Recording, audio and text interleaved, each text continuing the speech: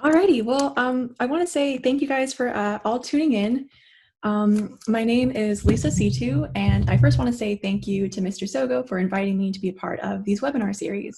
Um, I know it's a really crazy time right now, so it's really cool to see how you guys have been moving in-person class to online in the midst of everything that's going on. It's pretty crazy, so I hope you all are pretty safe in your homes, and I hope I can give you a little bit of entertainment for the next hour or so. So today I'm going to be talking about something that's near and dear to my heart, which is cancer biology and therapeutics.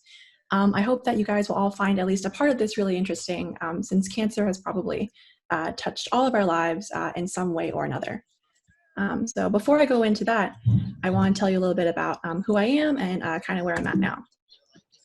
So I went to Laguna Beach High School from 2010 to 2013.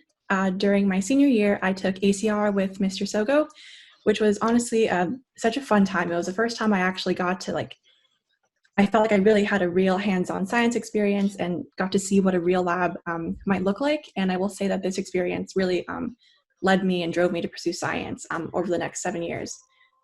So after I graduated high school in 2013, I did my undergrad at UCLA. I knew that I wanted to do science, but I wasn't quite sure what.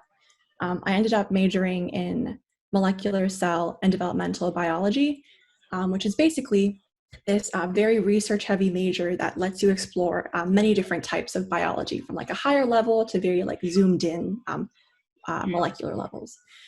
So here I ended up joining a lab. Can you guys see my mouse?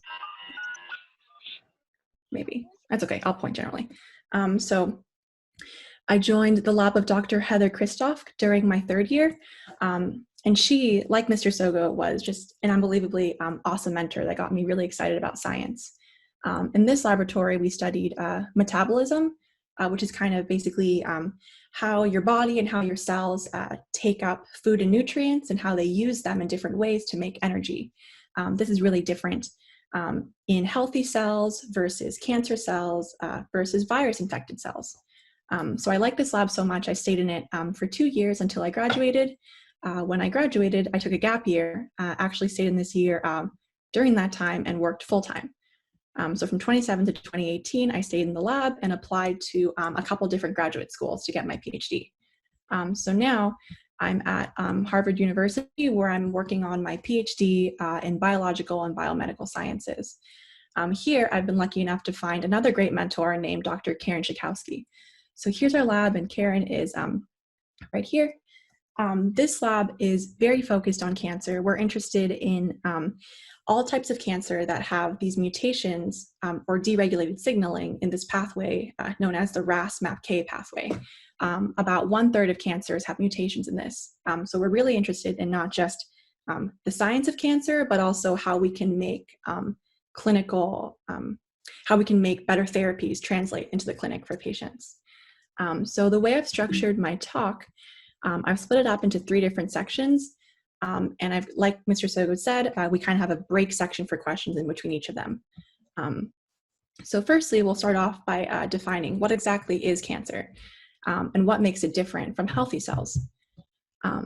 Next, we're going to talk about how we can use these differences between cancer and healthy cells to actually fight cancer. I'll talk a little bit about different classes of drugs that can stop cancer cells from growing. And then lastly, I'll talk about how we can use our knowledge to develop new cancer therapies to make better treatments for patients and give you a look at what this looks like day to day, because basically every day I'm in a lab trying to work on experiments to further this purpose. So I'm, let's see, so let's get started with what is cancer. So the most basic definition is that cancer is an uncontrolled division of abnormal cells. So if we look at this picture over here, you see, let's say this is a cross-section of your skin. So all the pink cells here are normal cells. You can see they have a very regular shape. They're very uniform and structured. But here we have these cancer cells in blue. They're kind of strangely shaped. They're losing their structure. They seem like they're kind of growing all over the place. And that's because they're undergoing this uncontrolled cell division. So these are the cancer cells. The disease is called cancer, but this growth itself is what we call a tumor. So throughout the talk, sometimes you'll hear me say cancer and tumor interchangeably. And for these purposes, you can think of them as essentially one. But for this talk, so here this definition says cancer is a single disease. But I think if you guys only take away one main point from this talk, I want it to be that you remember that cancer is actually many, many different diseases. So what I mean by this is that depending on where the cancer arises in the body, it makes the cancer very, very different. For example, a breast cancer is very different from, let's say, a skin cancer. And accordingly, it'll be treated very, very differently. So sometimes in the news, you'll hear something like, this is the cure, we found the cure for all cancers. And as a scientist, we really don't think of it that way.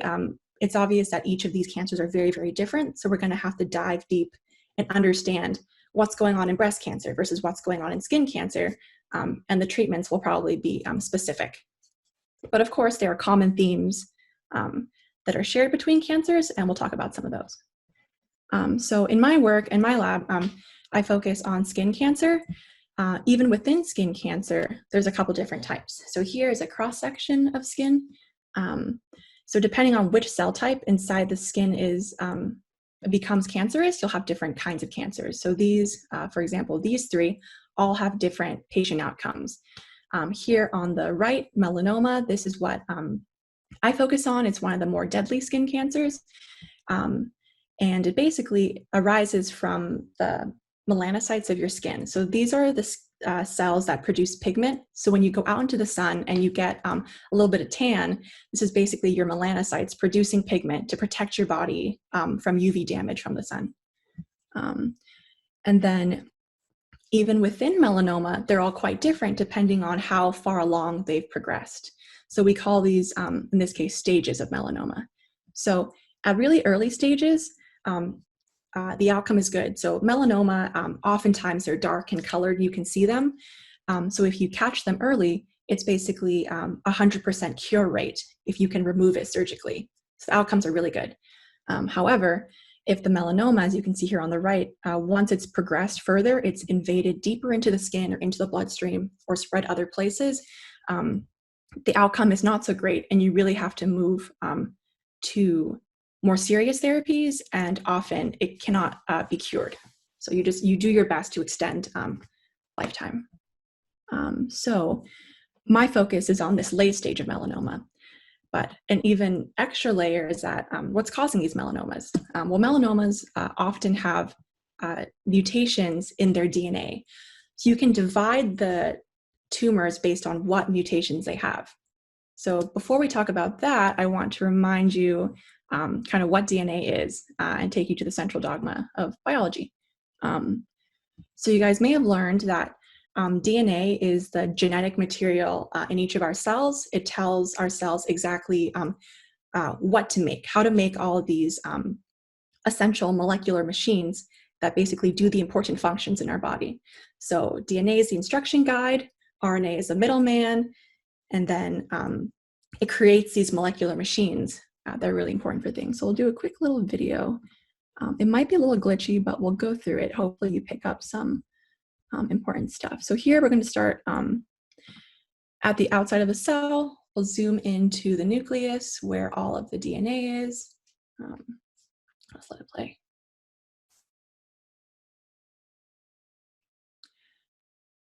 Yeah, so the human genome, it's very, very big. You have to package it. But what's important here is that there's lengths of DNA called genes.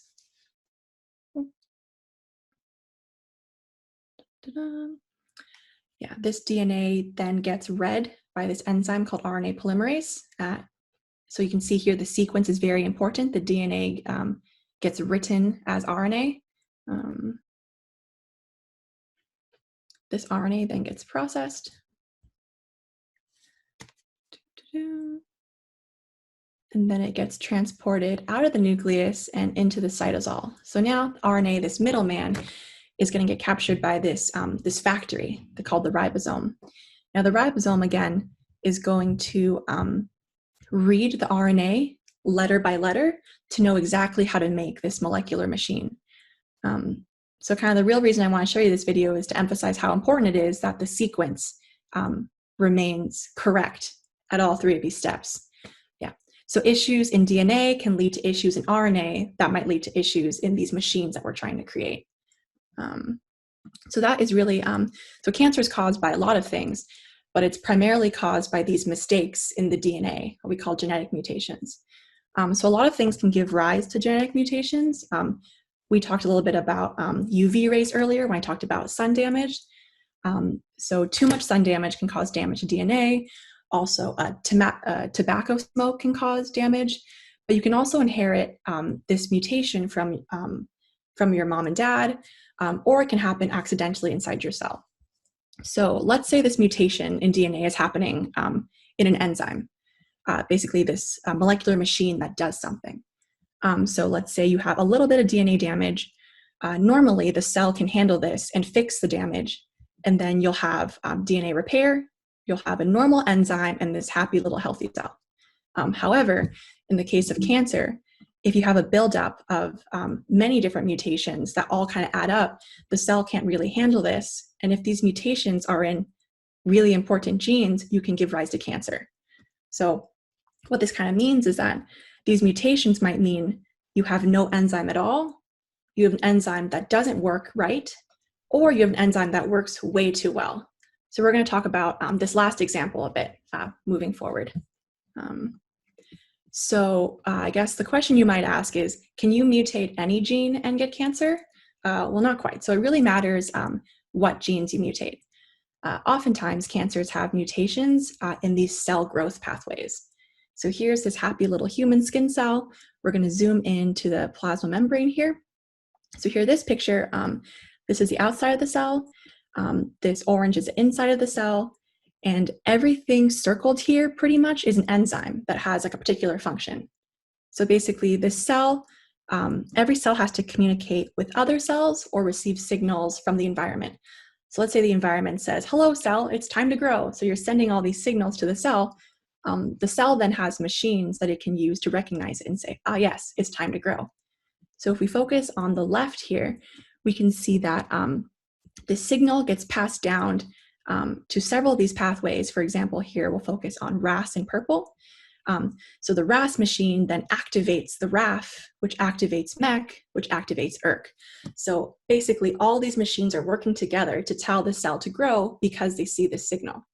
However, in the case of cancer, this gets decoupled. For example, in cancer, let's say you don't have that growth signal anymore. The cell is told to sleep and just hang out. But you have a mutation that makes RAS, for example, way too active.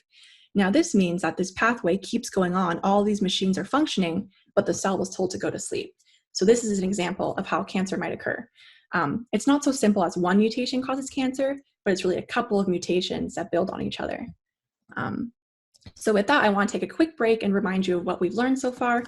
I told you that cancer is not one, but many different diseases. It's uncontrolled division of these abnormal cells.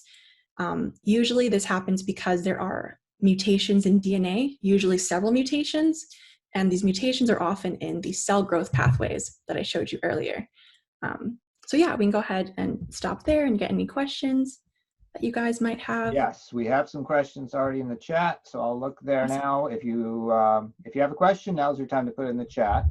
Sorry. So the first question is kind of general. It's from Luke Johnson, and he's wondering, why do you call the human genome very big if an onion has more genes than a human?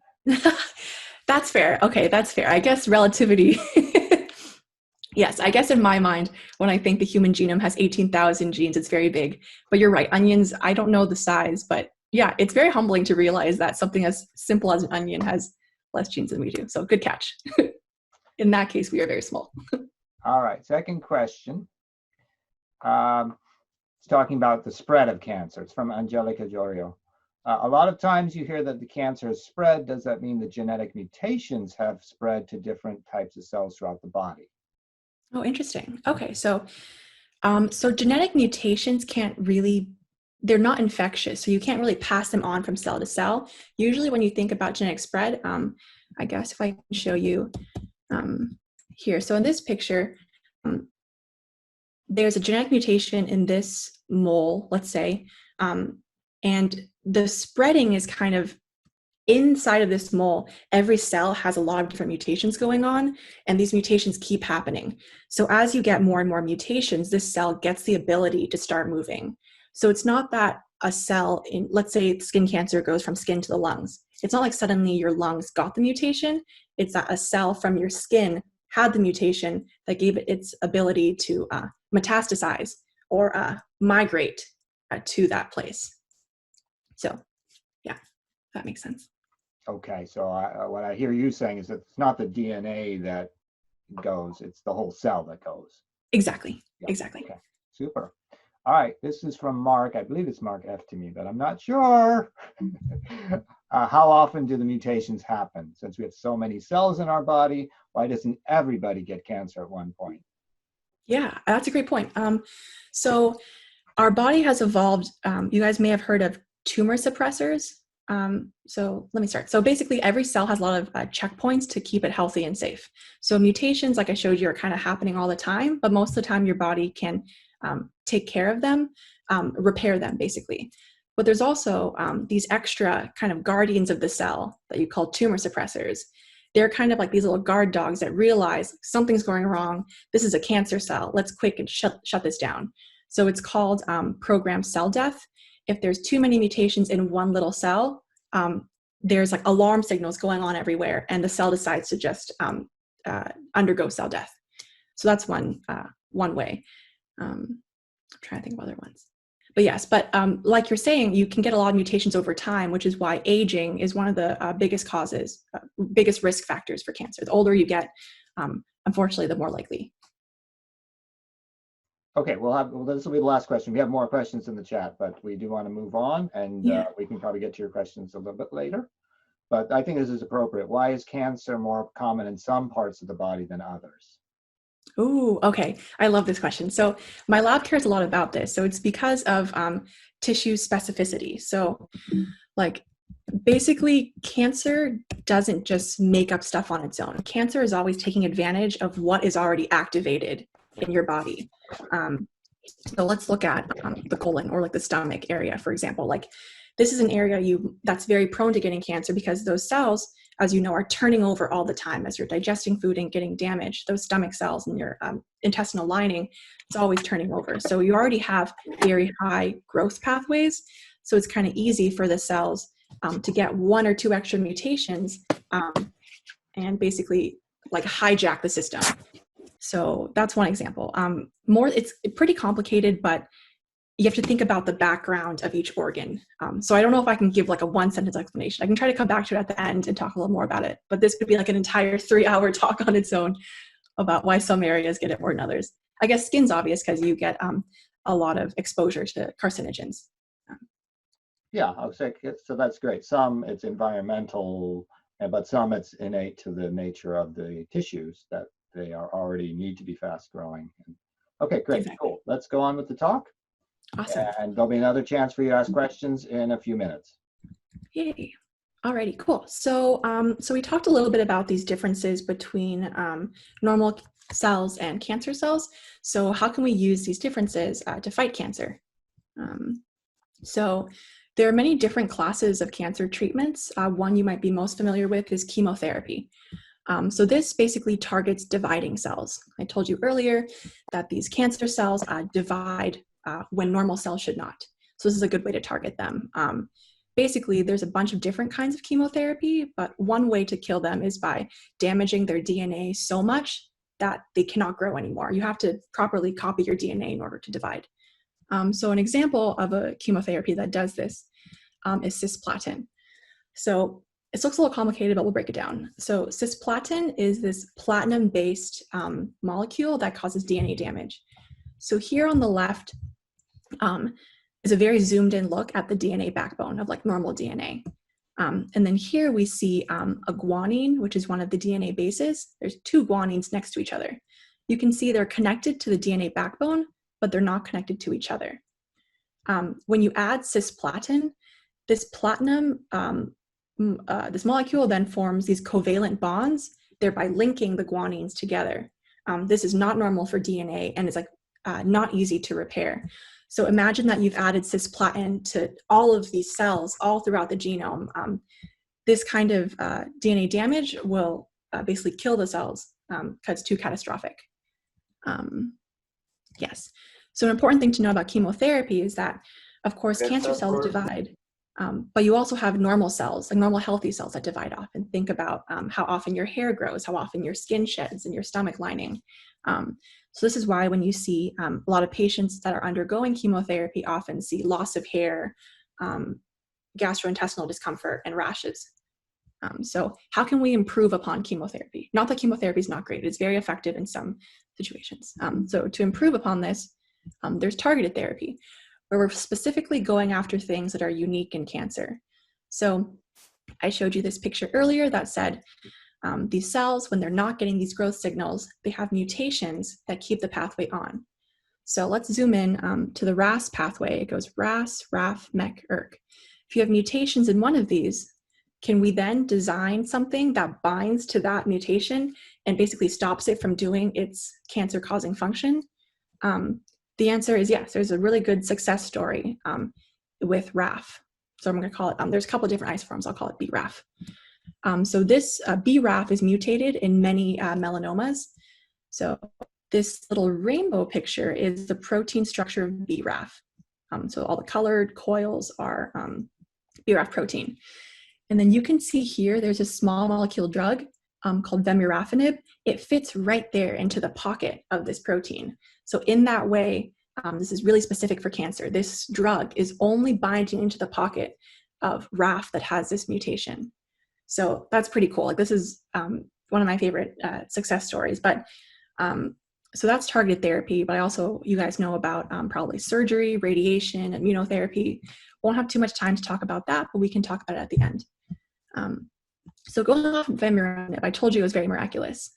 So here's an example of when things kind of go wrong. So in all these kinds of cancer therapies, resistance is almost always a problem. So this is a patient that's 38 years old, and he had metastatic melanoma. So it's a skin cancer that has spread to different parts of the body. They looked at his DNA, sequenced it, and found out that he had a mutation in BRAF. So they gave him vemurafenib, which I showed you was that molecule that bound into BRAF. So honestly amazing. So they give him vemurafenib, and within 4 months, you see that most of these tumors have either shrunk or appear to have gone completely away, which is a very fast timescale. You don't usually see shrinkage like this.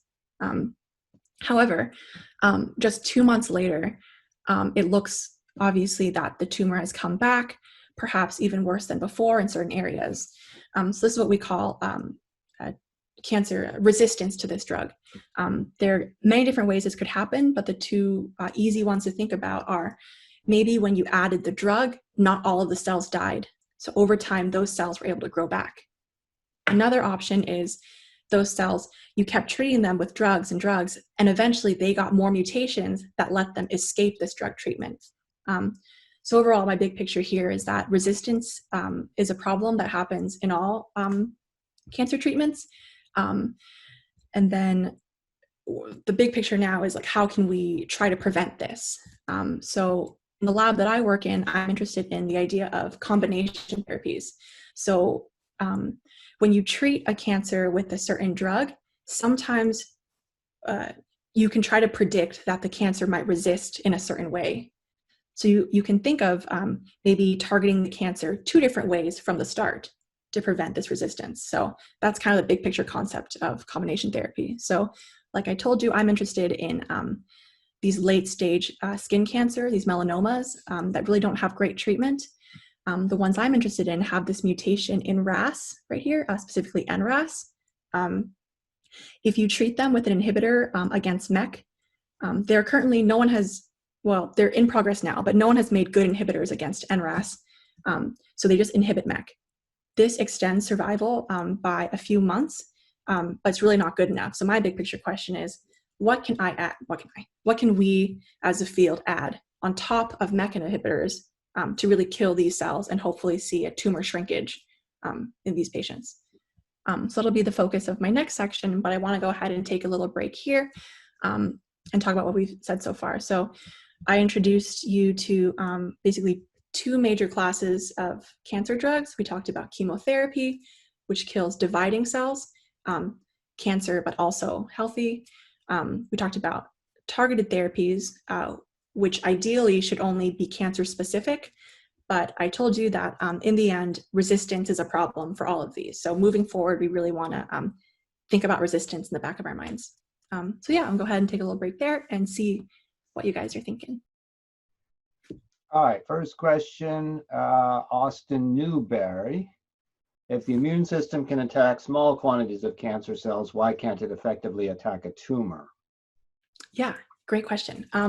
So the way that immune cells recognize a tumor is, so I told you all of these tumor cells often have these DNA mutations, so they're making these weird proteins. So just to get you guys all on the same page, immune cells can recognize that there's something wrong with this cell, this cancer cell, and the immune cell can essentially kill the cell and take it out.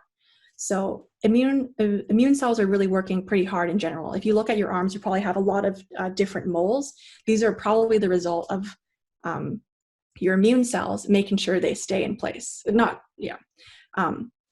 Now at the same time, you don't want your immune cells to be always active. Like once they're done fighting something, because immune cells, once they're done fighting something, you want to turn it off. Because if you have you're fighting infection, your entire body goes through a bunch of inflammation. So your body eventually needs to turn off this battle, I guess.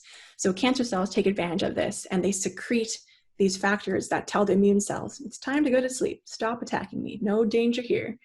So it's kind of like an evolving arms race between the cancer and the immune cells. So that's one reason. But you guys might have heard immunotherapy, or the biology behind it, won the Nobel Prize recently. And a lot of breakthrough medicines right now are saying, okay, how can we reawaken the immune cells to keep fighting the cancer? So that's something really cool right now that's going on. Excellent. Next question is from Soren Teeple. In your research with later stage cancer, do you find there are genetic similarities in those whose guard dogs, the tumor suppressors, don't work as well? Yes. So there's one of these guard dogs is called P53. And this is like, I don't know the numbers. I want to say it's probably mutated in almost, I don't want to make a number, many, many cancers. So oftentimes the loss of this tumor suppressor is these guard dogs is one of the earliest steps in cancer progression. And then all the extra mutations later kind of add on to this. But yeah, there are patterns in late stage cancers. It really depends whether you're looking at melanoma or breast cancer or brain cancer, what exactly these patterns are. But scientists care a lot about this because if you can read these patterns and try to understand them, you can try to guess what medicines might be good and stuff like that. Excellent. Next question is from Sophia Ravenna. If resistance is a problem for all these types of therapies, why do we more often hear of the use of chemotherapy rather than of targeted therapy? Yeah, okay. So chemotherapy, first of all, is like historically like the earliest cancer treatments, and they've really worked well, and it's something you give throughout your body. And you're taking advantage of this common characteristic. For targeted therapy, you really have to know a lot about the cancer. You have to know what to target. And in recent decades, we've learned a lot more. But what are you going to target if there's a cancer that doesn't have any specific mutations? Like what if this cancer just has a really active growth pathway, but no mutations to target? Then you design a drug that, again, has the same issues as chemotherapy. You're hurting healthy cells and hurting cancer cells. So it's kind of a fine line. I also want to say that you don't have to directly target the mutation. Sometimes you just hope that you're targeting something that's a lot more important in cancer cells than in healthy cells. But overall, chemo is still very, very important. I don't want to knock it or anything. And another thing I want to say is, like, we always want to say we want to make the ideal drug that doesn't have too many side effects. But if we think about how like devastating cancer is, patients are going to be pretty tolerant of some side effects if it's going to prolong their life. So it's really a give and take. Okay, that's great. I think we'll continue with the talk. There'll be another chance for you to ask questions in a few minutes. Okay, awesome. Okay, so for this next section, I told you a little bit about how I'm interested in combination therapy. So we'll talk about generally different approaches to develop new therapies for cancer and give you a look into what I do day to day inside of a research laboratory.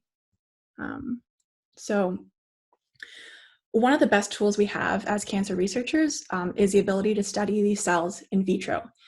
In vitro basically means in glass. So you're taking these cancer cells from human patients, growing them on a dish, and then giving them these growth conditions that allow them to basically grow forever.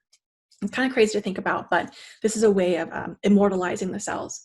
So for an example, to kind of show you this, there were cells that were isolated from a tumor in 1951 from a woman named Henrietta Lacks. We now call them HeLa cells.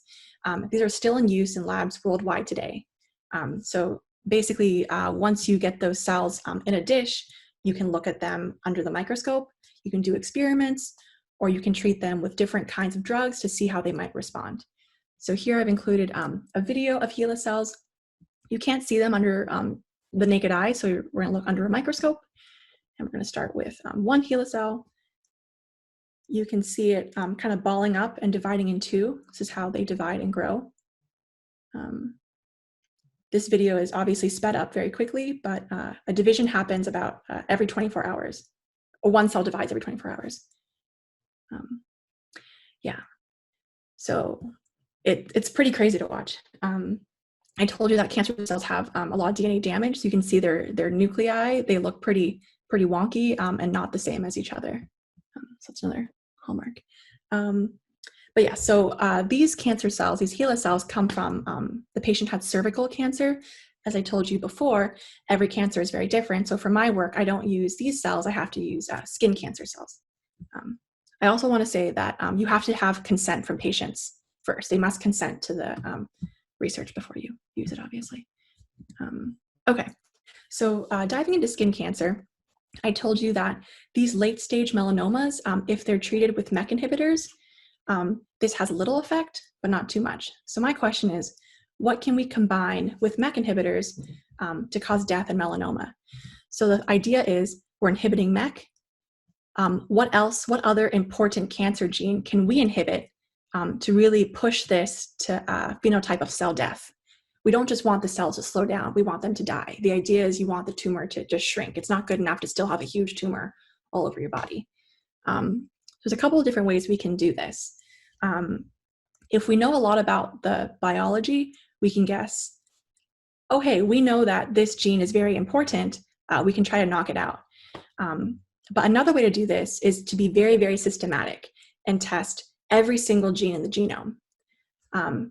As I told you before, the human genome has 18,000 genes, so this sounds pretty laborious and like a little bit horrible. But luckily, there's this new technology called Crispr Cas9 that lets us test all of these, every single gene at once in like a much easier way. So you guys probably have heard of Crispr Cas9 in the media recently. There were the very controversial CRISPR babies, as well as a lot of labs right now trying to use CRISPR to make testing kits for COVID-19. So what is CRISPR Cas9? So essentially it's just, it's a tool for you to edit genes, or basically change DNA. So here, Cas9 is this big blue blob.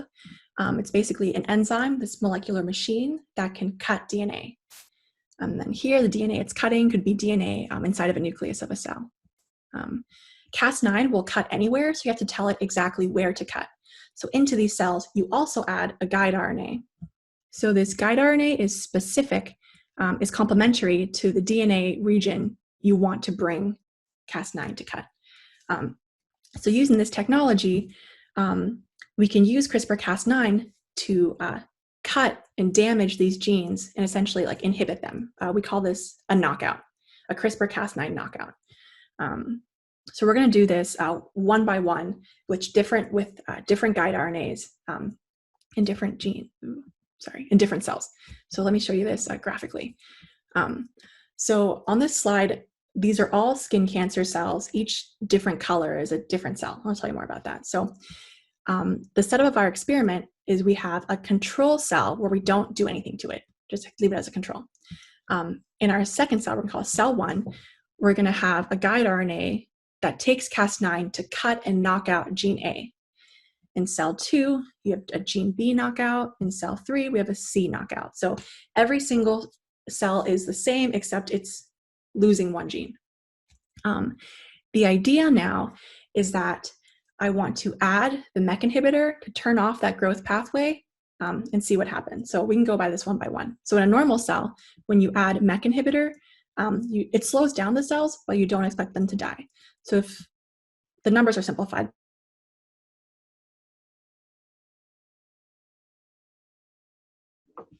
should be okay. Okay. What a disaster. All right, so using CRISPR Cas9 to knock out genes. In most of these genes, when we treat them with MEK inhibitor, we expect nothing to really happen. You'll start with one cell, nothing will happen, you'll have one cell. In this gene, in cell 2, if you knock out gene B, let's say this was a really important gene that for some reason helps the cells grow. You treat it with drug, the cells grow even more. Like, oh no, this is definitely not what we're looking for. We're looking for something that dies when you knock it out and add the drug. So this green cell here is really our dream cell, a cell in which we knock out gene C, you add the drug, and this combination causes cell death. So you start with one cell and you end with nothing. So that's kind of the entire concept of this genome-wide CRISPR screen that I did, with a graduate student in our lab. So here, before I show you the results, I'll tell you about a really important control. So all these cells, kind of similar idea, you scoop them up, put them into one plate, but in this plate, you don't give them any drug. You just see what happens. So you expect that for most of these cells, you don't add a drug, so they should grow. So you start with one cell, you end up having 3. Same for cell 1. The thing we want to look out for is a thing like cell 2. If you knock out gene B, you don't add any drugs, but the cell dies, that probably means you hit something that was essential for life. So that's really not what you want to make a drug against either, because then you'd end up killing anything that's living. So to show you what we saw earlier, we're really looking for cell 3. These genes, you knock out something, you treat it with drug, they're gone. So basically all those cells are shown down here under the x-axis. And the lower they are, the higher the hit they were. So one of the best hits is this gene called March5. So in summary, when you knock out March5 and you add MEK inhibitor, we see cell death, which is excellent. So we're pretty excited about this result. But before we want to spend any time and money moving this drug into experiments, into animal models, and eventually to people, you really want to be confident that it's something worth following up on. So to do that, we do some validation experiments. I'll walk you through it. It's pretty much the same concept. So again, we have these cancer cells. We're basically going to treat them with drug and or knock out March5 and see if they die, and make sure this happens in a bunch of different skin cancer lines. So we did this in many different lines, but I'm only going to show you 3 here. Basically, we'll focus on the 4th column where you knock it out, you add drug. Now suddenly there are no cells in the dish. So that's represented by any value that's under the x-axis here. So if we focus on the 4th bar, basically the 4th bar in all of these is under the x-axis. Almost a majority of the cells died in all of these skin cancer lines, which is excellent. We were searching for a combination that kills skin cancer, and it seems like that holds true. But again, we'll remember the issues with chemotherapy. You want to make sure your combination doesn't kill normal cells. So we picked a couple normal cells here, 293Ts and normal melanocytes, and you see that none of the bars dip under the x-axis, which is excellent. So it looks like this killing is specific to cancer cells, but not to other types, not to other cell types, and not to healthy skin cells, which is great. So you might ask, what the heck is March5? Because we went through the entire genome and asked for anything, what would show up. So more than likely than not, whatever hit that we got would be something we didn't know a lot about. So as it turns out, I'll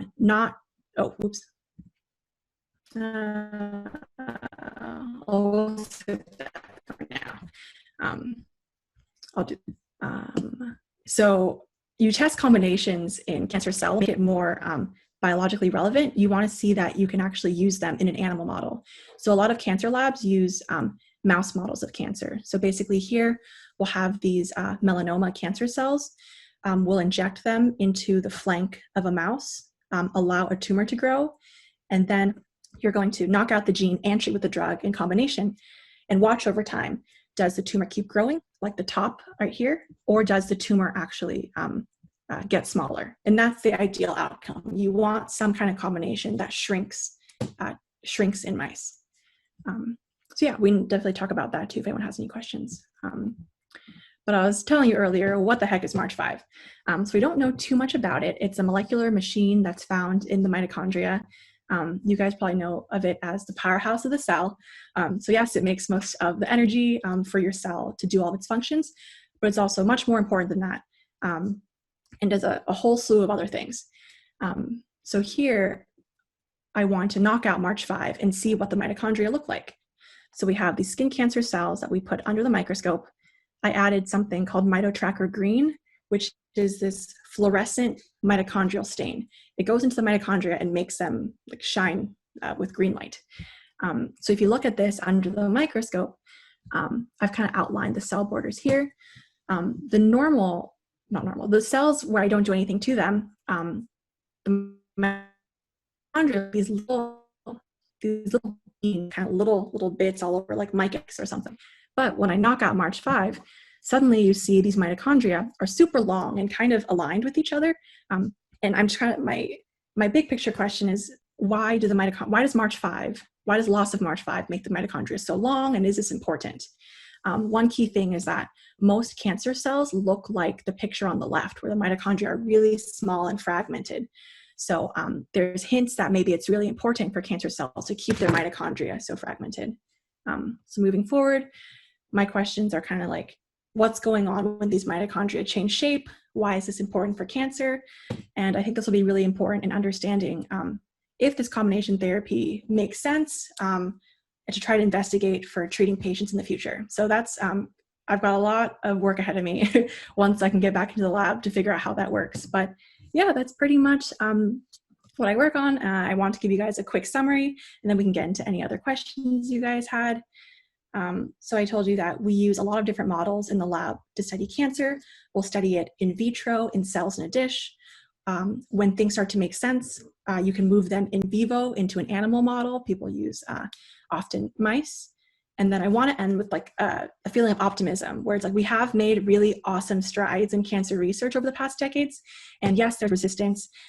Yes, there are patients that suffer, but I really think that over the next few decades, we'll continue to make really big breakthroughs. So I'm optimistic. So yay, that's all I have for you guys.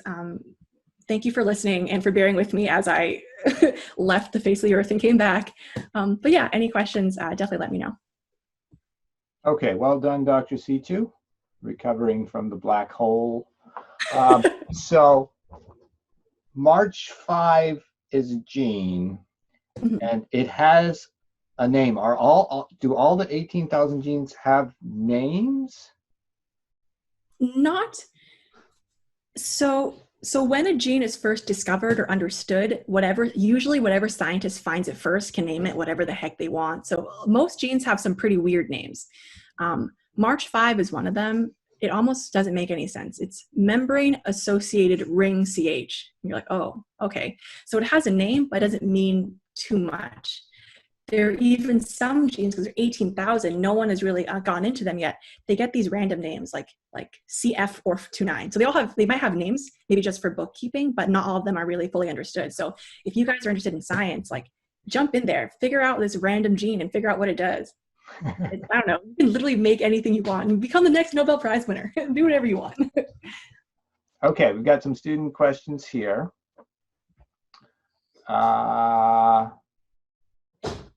Question about HeLa. This is from Grace and Joseph. Since the HeLa cells have been around for 69 years or so, how is it that their telomeres aren't completely gone? Nice question. Oh, nice. Very nice. Okay, so to get you guys all on the same page, telomeres are these, I don't exactly know what it is, but at the end of all of your chromosomes, your DNA segments, there are these regions that are called telomeres. And as you age, they kind of get shorter and shorter. And once they get too short, your body's like, oh, I need to stop dividing. I am an old cell. But cancer cells often upregulate, downregulate. Oh man. Cancer cells have a way of mutating something that prevents the telomeres from shortening. So I don't know specifically for HeLa cells if they have that. But if they don't, they likely have other machinery that help them overcome stopping to grow. So basically, like if you try to put normal healthy cells like skin cells onto a dish, they're not going to grow because they're saying, I shouldn't be doing this. There's all these things, all these checkpoints that stop it. So I don't know off the top of my head, but that's a very good point. It could still have to do with telomeres. All right, here's a question from Luca Alganian. What happens to a tumor if it dies and it's not surgically removed? Yeah, that's actually a very good point. Okay, so your body has a lot of different mechanisms for removing dead cells. So you're saying the tumor cell has already died.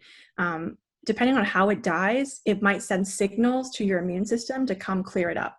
For example, some kinds of cell death, the cell kind of blebs its contents out, and it's like, all right, come sweep me away. So you have these immune cells, macrophages often come by and kind of chomp up the cell. So I'm trying to think of a good example. But yes, your body has clearance ways to get rid of those tumors. But of course, you might just have kind of dead debris. It's not like 100% clearance, which is why, especially in the mouse model, I told you earlier, we're trying to see the tumors change in size over time. But it's possible if you're only measuring tumor size, maybe the tumor's already died, but you have all this like dead mass of cells. So it could be like, you would think the tumor's not dying, but it is. So that's why you have to really go into the tumor and stain for markers of death to make sure what's going on. Excellent. I have another question. You were using, I think it's siRNA. Oh, yes. To, I guess it's reduce expression of March5. Mm-hmm. Is that something that can be used in vivo? Let me think. So siRNA is pretty tricky. So for those of you that don't know, I used siRNA to knock down March5 because there's no drugs against March5. So siRNA is this is like RNA protein. Oh, sorry. This RNA that just binds to normal RNA and stops it from being transcribed. So it's actually quite difficult to get the siRNA into cells, just in a dish even. So I don't know how easy it is in mice. And I don't know if people have used it in people, but I do know that RNA technology is really big for biotech. So there are labs and companies that package RNA and have good ways of getting it into cells. But I don't think it wouldn't be too easy because it's not very stable. So the hope then is that you find a normal drug, a small molecule that can inhibit March5. Exactly. Okay. That would be one goal. So it's like the idea is like this work would make March5 seem important enough that companies and researchers start getting excited about making small molecules. So then you really bring in the chemists, the biophysicists, the computational scientists. So it's like such a collaborative effort. That's one part. But maybe as we're doing this, we learn more about March5 and we find out, hey, there's something downstream of March5 that is really easy to target with a drug. So you might target March5 or target something under it. Really depends. Okay, I think, well, let me say one thing before I say we'll end.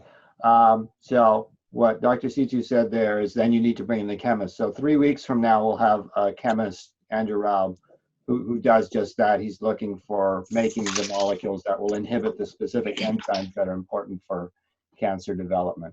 So tune in for that one if you're interested in that aspect of medicinal chemistry. All right, so I'm going to call this meeting for today. Thank you all for being here. And the webinar is recorded. If you missed something or you would like your friends to see it, it'll be on YouTube probably by this afternoon. Yay. All right. Thank you, everyone. Thank you. Yeah, of course.